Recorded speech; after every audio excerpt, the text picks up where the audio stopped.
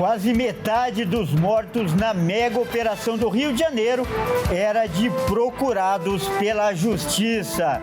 E você vai ver também. O governo vai oferecer curso de graça para quem quer tirar a carteira de motorista. A consulta acaba agora no dia 2 e eu espero que ao final da consulta pública a gente reúna todas as contribuições da sociedade, verifique o que pode mesmo funcionar.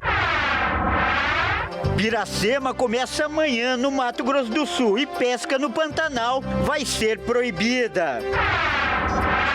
Brasil pode ter até 9 times na Libertadores do ano que vem. E ainda, bairro da Liberdade em São Paulo está entre os melhores destinos de turismo do mundo. Tudo isso você confere a partir de agora no Jornal das 18h30.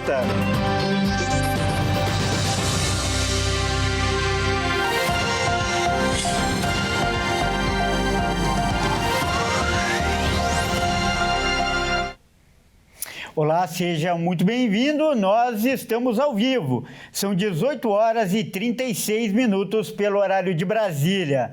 Eu sou o Kleber Werneck e a partir de agora você confere comigo as principais notícias desta sexta-feira. E a Polícia do Rio de Janeiro informou hoje que identificou 99 pessoas que morreram na mega operação nos complexos da Penha e do Alemão. 42 deles estavam com pedido de prisão e 78 tinham passagem pela polícia. As investigações também revelaram que o Comando Vermelho planejava comprar drones para monitorar a polícia. Vamos ver com o Anderson Nascimento. Uma investigação da Delegacia de Repressão a Entorpecentes revelou que traficantes do Comando Vermelho instalados no Complexo da Penha negociam a compra de drones com câmeras térmicas, tecnologia capaz de detectar pessoas mesmo no escuro. O conteúdo das mensagens encontradas foram anexadas à denúncia do Ministério Público do Rio, que embasou a mega operação quando chefes de quadrilhas foram alvos de mandados de prisão. As conversas revelam uma estrutura hierárquica detalhada, com escalas de plantão, controle de pagamentos e punições, além de ordens de tortura e execução. Segundo os investigadores, o objetivo da compra dos drones seria para melhorar o monitoramento de incursões policiais nas comunidades e ampliar o controle territorial da facção, que mantém domínio sobre mais de 1.000 comunidades no estado. A apreensão de armamentos e a análise das mensagens indicam um nível inédito de organização e sofisticação tecnológica no tráfico carioca, que hoje mistura controle territorial, inteligência de vigilância e armamento pesado. A cúpula da Segurança Pública do Rio divulgou na manhã desta sexta-feira parte da lista com os nomes dos mortos na operação. Segundo o secretário de Polícia Civil, dos 117 suspeitos, 99 foram identificados. Desses, 78 tinham histórico criminal, sendo que 42 tinham mandados de prisão em aberto. 39 dos corpos identificados são de chefes do tráfico de outros estados do Brasil. E o custo para tirar a CNH vai ficar menor. Uma proposta do governo vai oferecer cursos de graça e o fim da obrigatoriedade da autoescola. O ministro do Transporte, Renan Filho, afirmou que o governo agora dará cursos de graça para pessoas tirarem a CNH. Acabar com a obrigatoriedade de fazer autoescola para emitir uma carteira de motorista vem sendo uma proposta discutida pelo governo há um tempo. Por isso, o ministro afirmou que a expectativa é que essas mudanças aconteçam ainda este ano e que o custo de tirar uma CNH diminua 80%. Vamos ouvir a frase do ministro. Nós estamos em consulta pública, a consulta acaba agora no dia 2 e eu espero que ao final da consulta pública a gente reúna todas as contribuições da sociedade, verifique o que pode mesmo funcionar. Obviamente tem gente que defende o modelo atual, que é super excludente, caro, burocrático, né, porque está na reserva de mercado, mas assim, a gente tem muita convicção de que agora, a partir do dia 2, a gente já estará pronto para fazer o debate final desse projeto, que vai ser muito importante para as pessoas. Nós fizemos sondagens de avaliação avaliação e o cidadão, de maneira geral, sabe que o modelo atual ele é moroso, ele é desgastante e ele é muito caro, o que torna um modelo excludente. Os cursos devem ser disponibilizados online, nas autoescolas presencialmente ou em escolas públicas. A proposta está em consulta pública por mais 2 dias e depois disso o Conselho Nacional de Trânsito deve publicar uma resolução. Renan Filho ainda disse que essa mudança diminuirá custos e burocracias para motoristas futuros. A autoescola ainda será uma opção para quem precisa de mais ajuda e os testes teóricos e práticos continuam sendo obrigatórios. Olha, vai começar a Piracema, no Mato Grosso do Sul. Esse período em que os peixes se reproduzem e a pesca, então, fica proibida. Quem vai trazer os detalhes para a gente agora é o repórter Wellington Pael. Com a chegada das chuvas e o aumento da temperatura das águas, um fenômeno natural de vital importância para a biodiversidade aquática brasileira se inicia, a piracema. Derivada do tupi, a palavra significa subida do peixe e descreve a migração exaustiva de diversas espécies realizam rio acima em busca de locais ideais para a reprodução.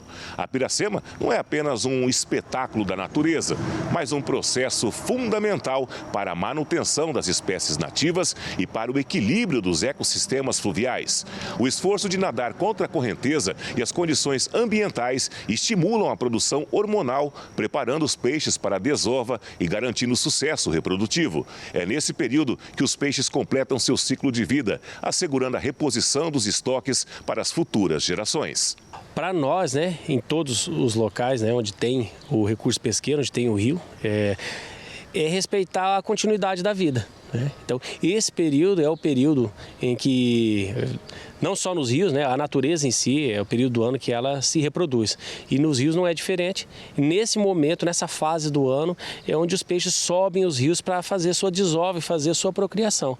Então, esse é um período extremamente necessário para que se mantenha a vida, a fauna aquática aí para os próximos anos e aumentando e dando continuidade no recurso pesqueiro. Mato Grosso do Sul inicia a partir deste sábado, 1º de novembro, o período de defeso. A restrição começa pelo rio Paraná e passa a valer nos demais rios do estado a partir do dia 5 de novembro, permanecendo até 28 de fevereiro do ano que vem. Pescadores amadores e profissionais devem respeitar as restrições, uma vez que a pesca durante a piracema é considerada crime ambiental, sujeita a multas e detenção. As multas, no caso, elas variam, de 700 a 100 mil reais, Então, é uma multa bastante que trabalha, mas o que muda entre os 700 e os 100 mil? Aí vai mudar a reincidência, o volume, o dano causado na natureza. Então, tem toda a metrificação para chegar no valor certo. Todo o material que for coletado ali, que for pego com a pessoa praticando esse crime, vai ser apreendido e vai ser destinado. A pessoa vai perder tudo, o material que está usando para aquele crime ali. Então não é só a multa, tem a parte criminal também, vai ser conduzido para a delegacia, que é um crime sério. Então é necessário respeitar. A pesca de subsistência é permitida para comunidades tradicionais que dependem do pescado para sobreviver, desde que respeitadas as medidas mínimas e que não haja nenhuma comercialização. A pessoa que mora, o ribeirinho, ou o pescador profissional, perante a legislação do IMASU, do nosso estado aqui, que tem um cadastro de pescador profissional no IMASU e que mora lá no rancho, na beira do rio, depende daqui dali, tem a previsão da pesca de subsistência. E aí a pessoa pode pegar diariamente, por dia, até 3 quilos de pescado para subsistência. Então não pode estar transportando para casa na cidade, não pode estar congelando para o outro dia, não pode nada. Não pode estar comercializando, tudo isso é proibido. É só para a pessoa se alimentar naquele dia. E veja a seguir, Brasil pode ter até 9 times na Libertadores do ano que vem. E ainda, bairro da Liberdade está entre os melhores destinos de turismo do mundo. Nós voltamos já.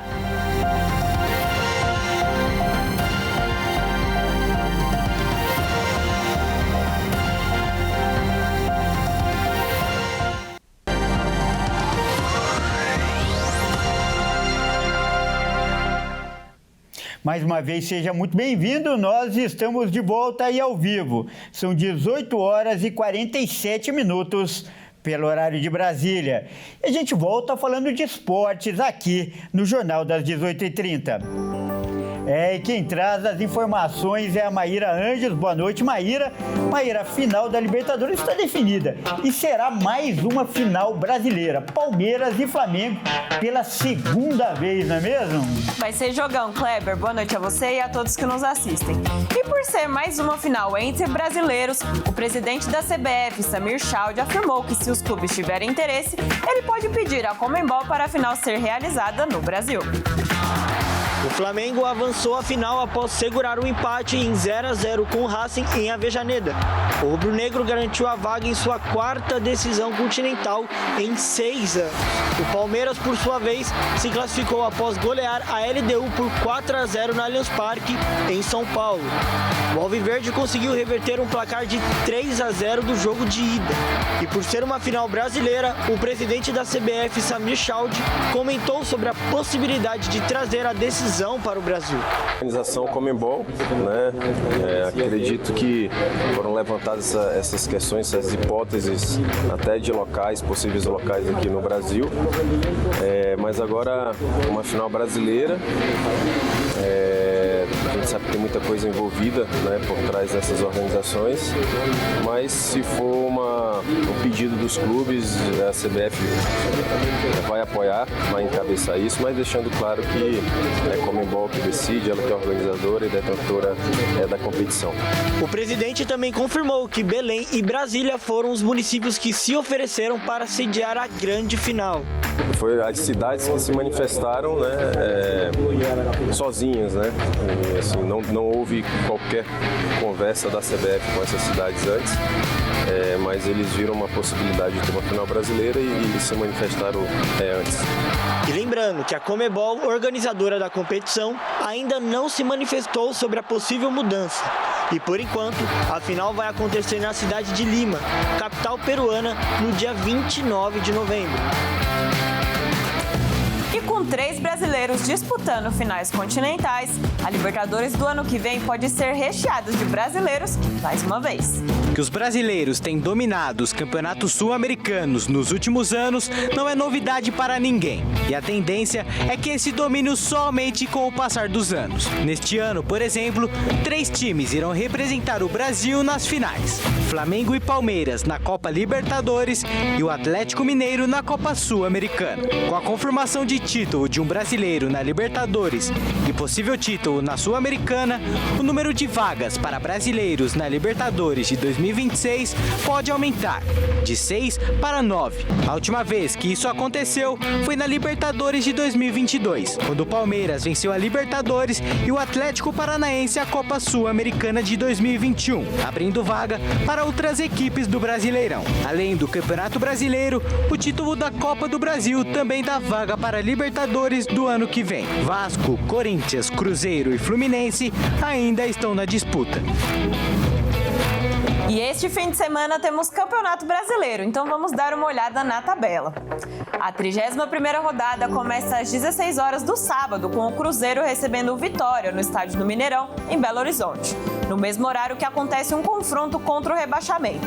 Santos e Fortaleza se enfrentam na Vila Belmiro, em Santos. Mais tarde, às 18 horas, o Mirassol vai encarar o Botafogo no estádio Campos Maia, no interior paulista. E fechando os jogos de sábado, o Flamengo vai receber o Sport no Maracanã às 21 horas. No domingo, os jogos começam às 16 horas, com o Corinthians encarando o Grêmio na Neoquímica Arena, em São Paulo. No mesmo horário, o Bahia recebe o RB Bragantino na Arena Fonte Nova, em Salvador. E ainda às 16 horas, o Ceará encara o Fluminense na Arena Castelão, em Fortaleza. Mais tarde, às 18h30, o Juventude recebe o Palmeiras no estádio Alfredo Jaconi, em Caxias do Sul. No mesmo horário, o Internacional recebe o Atlético Mineiro no estádio Beira-Rio, em Porto Alegre. E fechando os jogos do fim de semana, o Vasco encara o São Paulo, em São Januário, no Rio de Janeiro. Bom, Kleber, por hoje é só. Um ótimo fim de semana a você e a todos que nos assistem. Até mais. Muito obrigado pelas informações, Maíra, e até mais. Vamos mudar de assunto agora para falar que já são 6 meses sem feriados no meio de semana. Mas em novembro, finalmente, haverá uma folga. O Eric Rabelo vai trazer mais informações. Ufa, finalmente um feriado no meio da semana. O brasileiro tinha até esquecido como é ficar em casa em uma quinta. Mas novembro chegou para salvar. São 3 feriados e um deles é o Dia da Consciência Negra, no dia 20 de novembro, que cai em uma quinta. E tem gente contando os dias. Foram 6 meses sem feriado no Brasil, em dia útil. O Dia da Consciência Negra é feriado nacional desde 2023. A mudança foi aprovada pelo Congresso Nacional pelo presidente Lula, passando a valer em todo o país. Antes disso, a data era considerada feriado apenas em alguns estados e municípios. A CLT, Consolidação das Leis do Trabalho, proíbe atividades profissionais durante feriados nacionais. Mas existem exceções para serviços essenciais como indústria, comércio, transportes, comunicação, serviços funerários e segurança. Neste caso, o funcionário pode trabalhar normalmente desde que exista um acordo coletivo entre empregadores e sindicatos. Quem trabalha nesses dias tem direito à remuneração em dobro, a não ser que a empresa ofereça uma folga compensatória. Depois de novembro, o próximo feriado nacional é no Natal, em 25 de dezembro, que cai em uma quinta-feira, perfeito para quem conseguir emendar o fim de semana. E sexta-feira é dia de dica para o fim de semana aqui no Jornal das 18h30. Quem traz as informações é a Amanda Silva. Boa noite, Amanda, seja bem-vinda. Qual é a dica boa para esse fim de semana? Boa noite, Kleber, e boa noite a todos. A dica especial para esse fim de semana é de um ponto turístico bem famoso aqui na cidade de São Paulo. Essa semana saiu um ranking de melhores destinos do mundo para viajar, realizado por um renomado guia de viagens. E o bairro da Liberdade foi eleito como o melhor cruzamento entre a cultura e a gastronomia. O Caio Veríssimo passou por lá e mostrou um pouco do único bairro que está representando o Brasil no ranking. Bem aqui no centro de São Paulo está o bairro da Liberdade, a maior comunidade japonesa fora do Japão, que é famosa pela culinária, alta visitação de turismo e mercados, e agora recebeu mais um título. O local está entre os 25 melhores destinos do mundo para ser visitado em 2026. O levantamento foi feito pela Lonely Planet, uma editora referência em guias e revistas de viagem. Dentre todos os destinos, o único representante brasileiro foi mesmo o bairro da Liberdade. Na pesquisa, a revista recomenda que o turista não deixe de visitar a feira aos fins de semana, fazer um passeio no Jardim Oriental e também explorar as lojas de anime e itens asiáticos. Com cerca de 10 a 20 mil turistas por fim de semana, a expectativa é que o número aumente em 2026, já que agora o local entrou de vez no radar de melhores lugares para serem visitados. Por hoje é só, Kleber. Na semana que vem eu volto com mais dicas. Uma boa noite, bom fim de semana a você e a todos que nos assistem.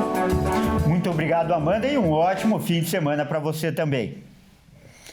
Bom, o Jornal das 18h30 fica por aqui. Eu agradeço demais a sua companhia. Uma ótima noite, um ótimo fim de semana e até segunda.